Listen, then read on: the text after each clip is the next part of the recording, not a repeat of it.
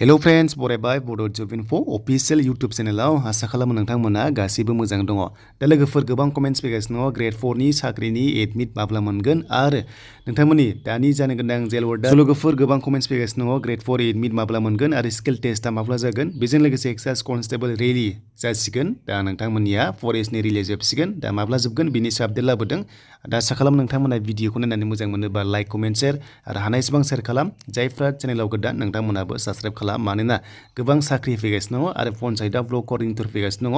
स' नोंथांमोना बिसि पस्टआव थाबैनो एप्लाइ खालामनो हासिगोन जोबोर पस्टार दङ स' बिदिब्ला जों थांनि अफिसियेल वेबसाइटआव दा लोगोफोर जों फैबाय अफिसियेल वेबसाइट आसाम पुलिसाव दा बेयाव फैनाय लोगो लोगो एडमिट नोंथांमोना बेयाव क्लिक खालामनाय लोगो लोगोनो एडमिट थाबैनो डाउनलड खालामनो हासिगोन बेनो जाबाय नोंथांमोननि ग्रेड 4 आव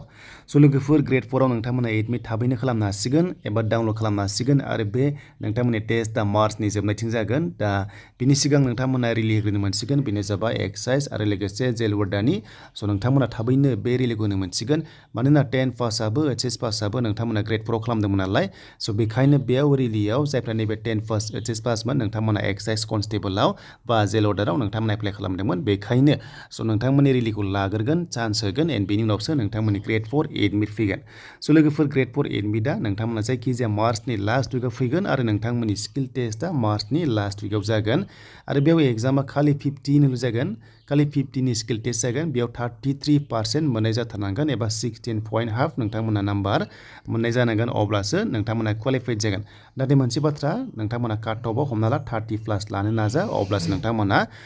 चान्स मोननायनि नोंथांमोनहा चान्स दं नोंथांमोना बे 16.5खौ गारनानै 30+ लानो नाजा अब्लासो नोंथांमोना काट अफ थांनायनि चान्सआ दङ ग्रेड 4 स्किल टेस्टआव स' खनसेनो आसाम फरेस्ट एबा नोंथांमोननि आसाम पुलिसजों जमा लानाय जासिगोन मानोना स' मोनसे एडमिटजोंनो नोंथांमोनाहाय मोननै इन्टारभिउ नोंथांमोना खनसेनो जागोन स' बेनो जाबाय जायखिजाया मोनसेल' होनांगोन मोनसे हाबानो नोंथांमोना जेरावबो फर्स्ट वाइसआव नोंनि एप्लाइ खालामनाय सायाव एलिजिबल जागोन देन बेनिफ्राय नोंथांमोननि आसाम फरेस्ट रेलि होनोब्ला स' उदालगुरि डिस्ट्रिक्टआ 4 मार्चआव जोबसिगोन एन्ड बेनिफ्राय लोगो लोगो एक्साइज एबा जेल वार्डानि रिलि जासिगोन आरो नोंथांमोना मोजां होदो सेम फिल्डआवनो नोंथांमोना मोजां रिलि होबानो जाबाय एन्ड बेनिफ्राय गुबुन डिस्ट्रिक्टआ माब्ला जोबगोन मिथिया नाथाय उदालगुरि हिसाबै 4 मार्चआव जोबसिगोन एन्ड बेनिफ्राय स' नोंथांमोननि जेल वार्डार एबा एक्साइज कन्स्टेबलनि रिलिया जासिगोन फिमेल केन्डिडेट थाबैनो जासिगोन एन्ड अल दा बेस्ट गासैनिसिमबो आरो थाबैनो नोंथांमोना साख्रि मोनगोन 10 मेनि सिगां नोंथांमोना साख्रि मोनगोन आसाम पुलिसाव आरो आसाम फरेस्टआव स' बिनिफ्राय स्किल टेस्ट नोंथांमोननि बेनो जाबाय नोंथांमोननि जेरैहाय नोंथांमोननि ग्रेड 4 हिसाबै नोंथांमोना लास्ट